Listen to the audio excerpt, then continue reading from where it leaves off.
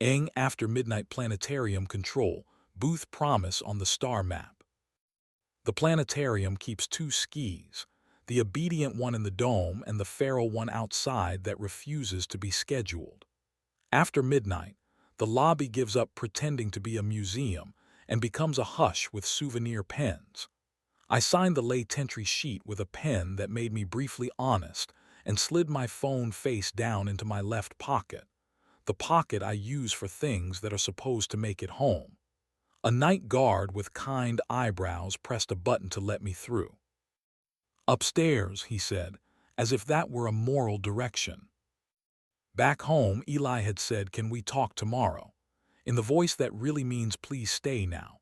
Our couch is a courtroom when it wants to be. If we sit at opposite ends long enough, it swears us in. I left before either of us could practice opening statements we'd eat for breakfast. On the stairwell, my screen lit with a message from C. Cal in my contacts, C in the way I label hazards to make them smaller. Control booth. Just talk. The text didn't blink. It never does. By day, I fix other people's paragraphs for a travel magazine that thinks adjectives are humanitarian aid.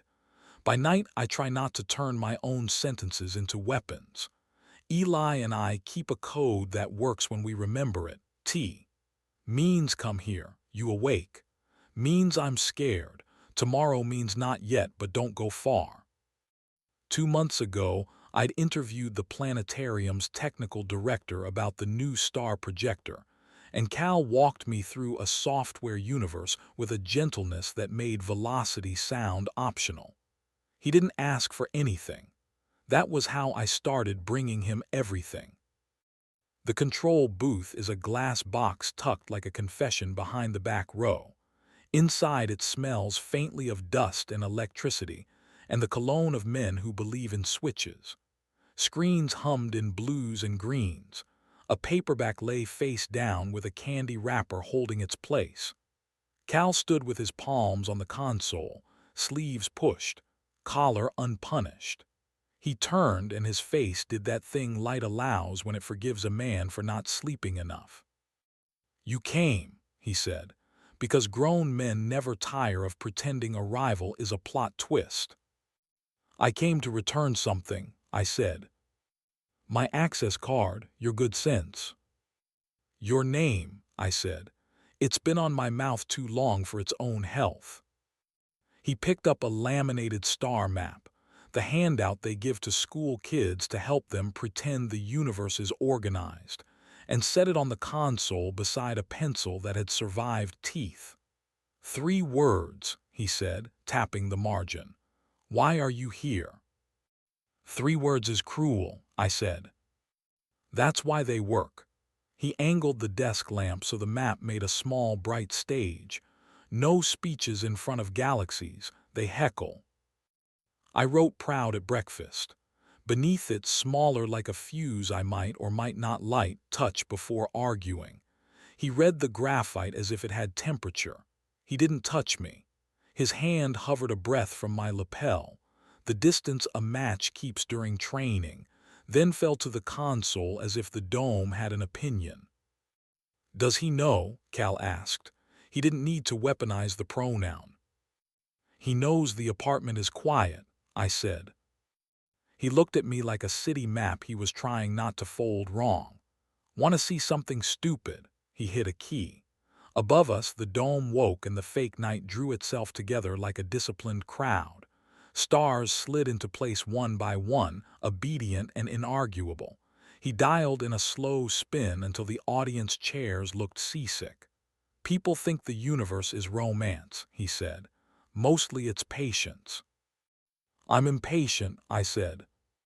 "That's why I texted," he said, a laugh barely bothering to exist.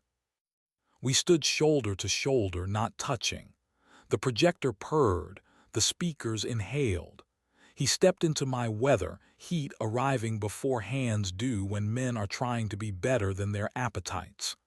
"Tell me no," he said, the line good men practice when they don't trust themselves. I didn't.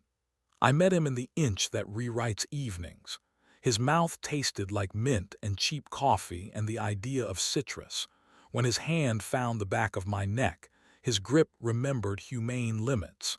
My body answered like a courtroom that wants the witness anyway. He made the sound men make when a small country surrenders and calls it diplomacy. I made the one I've learned not to hate when it belongs to him. We didn't rush. Constellations reward patience. His mouth found the hinge of my jaw. Mine found the line behind his ear where regret loses vocabulary. His palm slid under my shirt and rested flat a second. "Do you swear?" Then moved with attention rather than appetite. He guided my hand down with the steadiness of someone who respects tools. I closed my fingers and he exhaled into my mouth a truth nobody paid to hear. He reached for me and I let him. We stayed quiet because glass prefers prose. Above us, an obedient Milky Way admitted it was a rumor made of numbers. "We already cheated," he said later when breath remembered its job. "We cheated the first night we started telling each other the truth before we told it at home." "I know," I said, and Orion pretended not to hear. Cal folded the star map and slid it into my left pocket with ceremonial slowness. His thumb traced my wrist once and chose not to stay.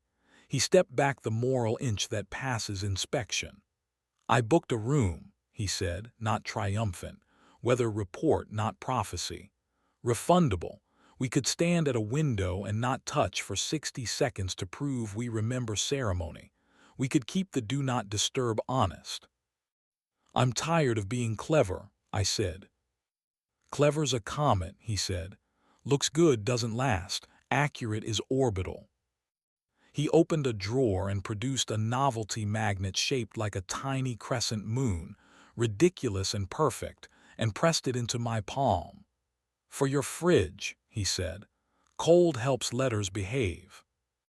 We sat in the back row and watched the dome dim to nothing, the way mornings do when they remember how to be kind. He showed me the control that makes the meteors run a little late so people can clap for timing. He showed me the blank spot he keeps in the program for loss, a minute where nothing happens and everyone gets to breathe. "Text me a weather report in the morning," he said. "Tell me if the kettle beat the reasons." "It usually does," I said, "when we let it." The night outside the museum had selected a temperature and meant it. The crosswalk gave me time, I took it. The apartment offered its square of kitchen light and the fridge's patient hum. Eli sat on the floor with his back against the door, sleeves pushed to his elbows, one ankle crossed over the other, the posture manuals use when they draw people who are about to fix things. He didn't ask where I'd been. He tilted his head toward the place beside him. I sat. "Do you want to be asked?" he said, voice steady, not performing mercy, offering it. "Please," I said, because prompts are the scaffolding of my better self. "Are you lonely?"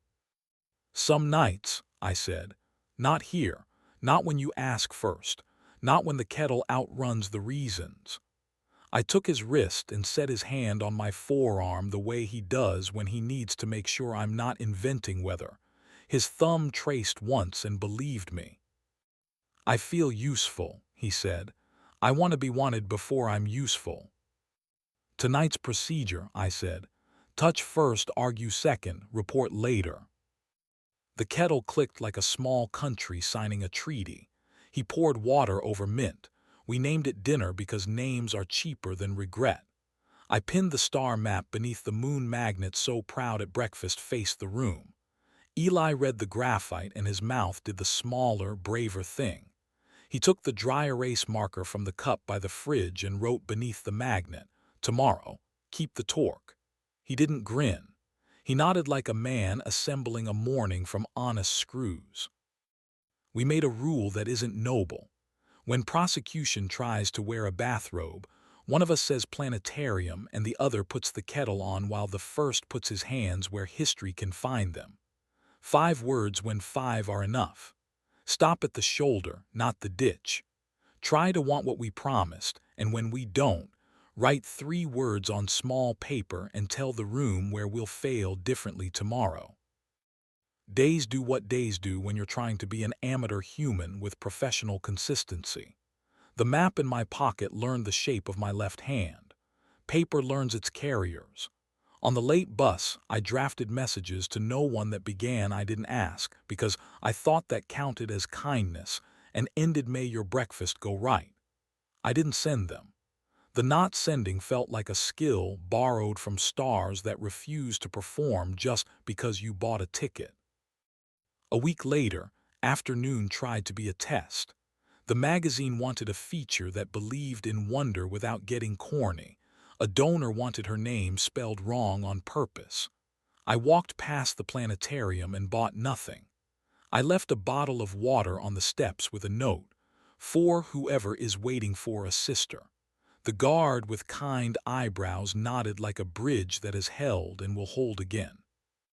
On my way home, I slipped a blank visitor wristband into my pocket and wrote "Turn toward your name" across the inside. I didn't light anything. Cal and I adjusted our grammar. Fewer messages. No rooms with blackout curtains and opinions about honesty.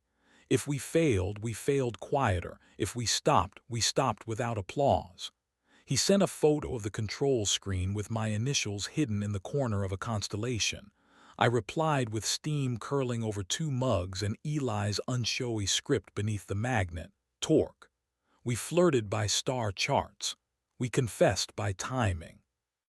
On a rain-sincere evening, the dome's automation glitched, and he needed hands to move the old Zeiss projector off the track before it pinched a technician. I arrived damp and too willing.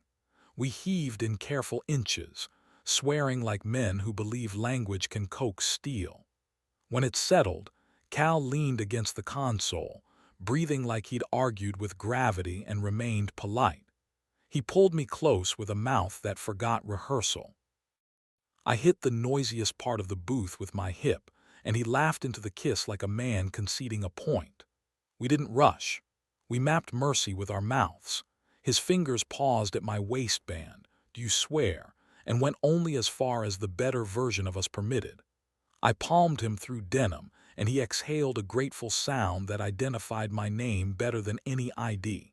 He reached for me and I let him, and we kept our noise down because domes collect echoes like grudges.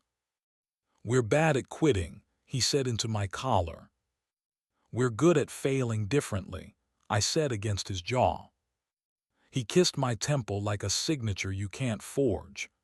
"Text me a weather report in the morning," he said, half ritual, half plea. "It usually does," I said, "when we let it." Eli met me at home with the posture of a question he decided not to sharpen. He noticed the museum dust and said only "hungry." We ate toast as if it had been newly invented. After, he wrote under the magnet, "Ask before leaving." I wrote, "Hold me first." We signed, ridiculous and effective. The magazine printed my piece on artificial skis with a headline that thought wonder could be titled. Cal texted a photo of the paragraph where I accidentally wrote "we" when I meant "they." He didn't correct me. He let the pronoun sit there like a light cue waiting for someone brave enough to call it. Eli read the same paragraph and kissed the back of my neck like punctuation.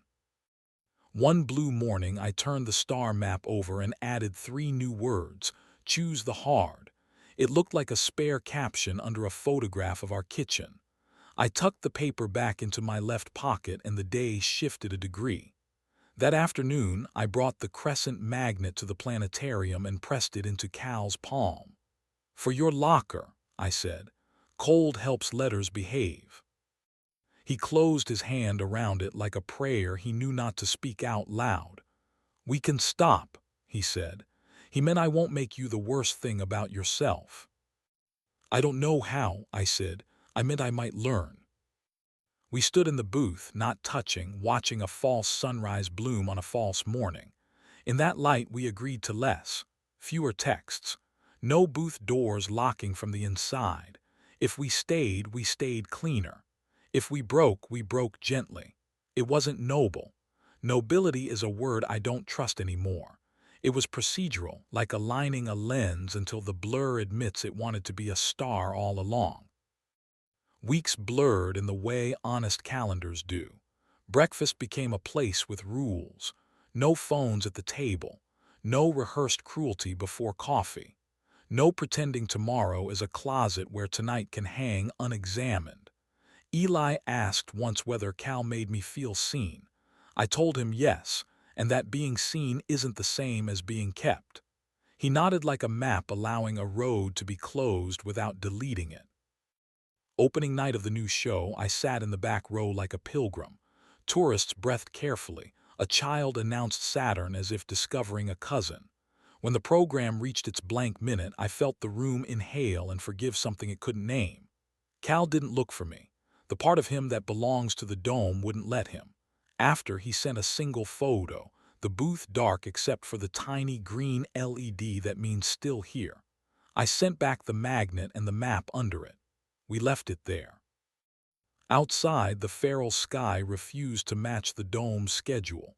Inside, our fridge hummed its ordinary hymn. Eli leaned against the counter and asked, "Are you staying?" without making it a trap. "I'm trying to want what I promised," I said. "Help me make more minutes where that's easy." He nodded and pulled a blank card from the drawer. He wrote "Read me closely."